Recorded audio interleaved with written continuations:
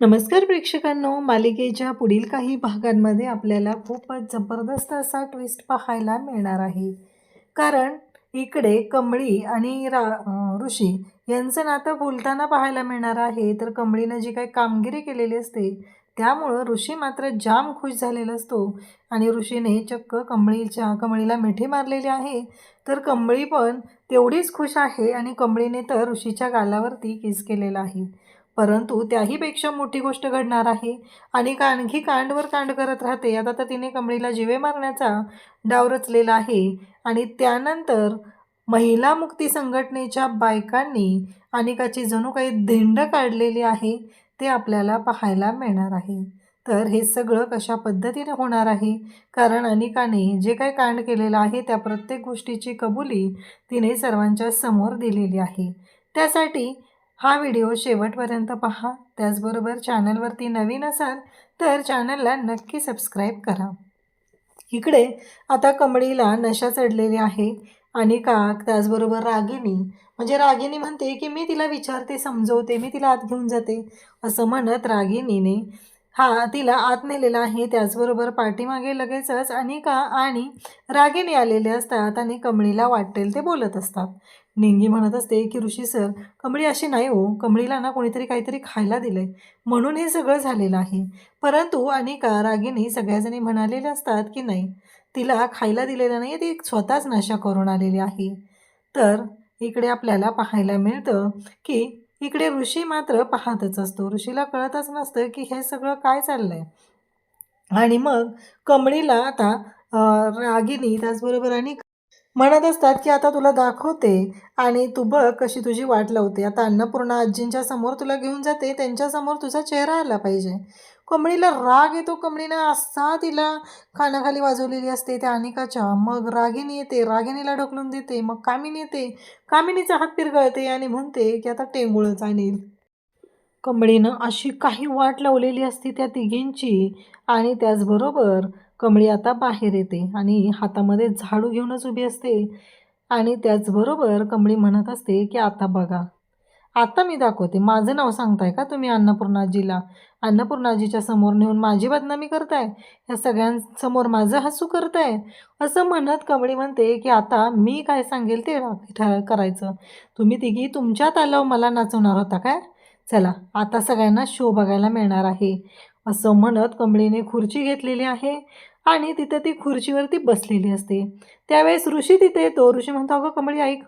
कमळी म्हणते, ऋषी सर तुम्ही शांत व्हा बरं, मला माझ्या पद्धतीने करू द्या सगळं असं म्हणत कमळीने ऋषीला बाजूला केलेलं असतं.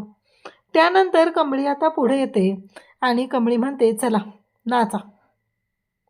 तर अनिका इतकी मूर्ख असते, ती म्हणते की म्युझिकच नाही आहे तर नाचणार कसं? मग लगेचच कमळी म्हणते की शंभू लाव म्युझिक. हे माकडीन म्हणते ना ते खरं आहे बघ, म्युझिक लावायला लागणार ना, बिना म्युझिकचं कसं नाचणार त्यामुळं म्युझिक लाव असं कमळी सांगते. आता कमळीनं सांगितलंय म्हणल्यावर शंभू म्युझिक लावतो. त्याचबरोबर ऋषी हे सगळं पाहत असतो. ऋषी कमळीला थांबवण्याचा प्रयत्न करतो, पण कमळी म्हणते की नाही ऋषी सर, आज नाही. तेव्हा अनिका सगळेजण तिथं असतात आणि मग रागिनी अनिकाला म्हणते की तुला कळतंय का, अक्कल नावाची गोष्ट आहे का नाही तुला? कमळीने हातात झाडू घेतलेला असतो. नाचायचं, चला तिघी पण नाचायला सुरुवात करा, नाहीतर नाचला नाही तर 4 फटके देणार आणि नाचताना मध्ये थांबलात तर या झाडूचे 9 फटके देणार. कमळीला नशा चढली अशी कमळी बोलत असते आणि कमळी जे काय करते ते पाहून खरं तर हे सगळेजण पाहतच राहतात. कारण कमळीनं आज पुरती वाट लावायचं ठरवलेलं असतं आणि कमळी त्याच पद्धतीनं वागत असते. इकडे नाचायला तर त्या कामिनीला अजिबातच येत नसतं. पचका झालेला असतो, कारण इथे कमळीचा त्यांना पचका करायचा होता पण त्यांचाच पचका झालेला असतो. त्यासोबतच आपल्याला पाहायला मिळतं की इकडे राजन आणि अन्नपूर्णाजी म्हणत असतात की हे व्रत पूर्ण झालं की नक्कीच काहीतरी चांगली बातमी मिळाली पाहिजे असं त्यांच्या डोक्यात सुरू असतं. अन्नपूर्णाजी मनापासून व्रत करत असतात.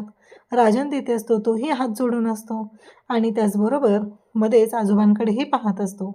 मग आता यार अनिकाच्या ज्या मैत्रिणी आहेत त्या काय हसत नसतात. कमळी म्हणते, हळद कुंकू या इकडे, चला करा नाचायला सुरुवात आणि हसा. त्यांनाही हसायला सांगते, नाहीतर त्यांना फटके बसणार या भीतीने त्या दोघी आधीच हसायला सुरुवात करतात. त्यासोबतच कमळी आज जे काय करत असते ना ते खरंच म्हणजे इतके दिवस कमळीने शुद्धीत असताना ज्या गोष्टी केलेल्या नाहीत त्या सगळ्या गोष्टी करताना पाहायला मिळत असतात. आता मात्र कमळीने वाटच लावायचं ठरवलेलं असतं आणि इकडे अन्नपूर्णाजी आणि राजन या दोघांना काहीच माहिती नसतं बाहेर काय चाललेलं आहे ते. त्यासोबतच इकडे पाहायला मिळतं की राजन मात्र मनोभावे प्रार्थना करत असतो की काही जरी झालं तरीही लवकरात लवकर मला माझ्या गौरीचा आणि माझ्या मुलीचा पत्ता मिळाला पाहिजे असं त्याचं चालू असतं. त्यासोबतच पाहायला मिळतं ते म्हणजे की राजन ज्या पद्धतीनं ह्या सगळ्या गोष्टी करत असतो, अगदी मनापासून प्रार्थना करत असतो आणि इकडे कमळी मात्र या सगळ्यांची मजा घेत असते. डिंगी म्हणत असते, खरं तर माझे डोळे कान हा दिवस बघायला आसुसले होते, पण आज ही कमळी नशा करून बसली आहे, त्यामुळं मला कळत नाही आहे की काय करू, असं इकडे निंगीचं चाललेलं असतं. तेव्हा मात्र आता अनिका अनिका तर नाचायची थांबलेली असते. सगळ्यांनाच खरं तर मजा येत असते हे सगळं बघून. मग अनिका थांबली की कमळी तिला म्हणते, ए माकडणे ये इकडं, आणि अनिकाला म्हणते, चल काढ उठाबशा काढ. अनिका मात्र शांतच राहते. अनिका म्हणते, मी उठाबशा काढायच्या आहेत? तेव्हा ती म्हणते, हे बघ, तू उठाबशा नाही काढल्या तर त्या दोघींची अवस्था काय करेल ना याचा विचार कर. असं सांगता क्षणी अनिकाला आता रागिनी आणि कामिनी उठाबशा काढायला सांगतात. मग अनिका उठाबशा काढते. उठाबशा काढताना कमळी तिच्या तोंडाने कबूल करून घेते. म्हणजेच अनिका इथे सांगू लागते की हो, आज मी कमळीला नशा देण्याचा प्रयत्न केला. मी कमळीला नशा दिली. ती कशातून दिली? तर नशा दिलेली आहे ती समोस्यातून दिलेली आहे असं ती सांगू लागते. म्हणजेच कमळीला नशा देणारी अनिका होती. अनिकाने समोस्यामध्ये भांग मिक्स केले, ती दिलेली आहे, हे सत्य समोर येतं.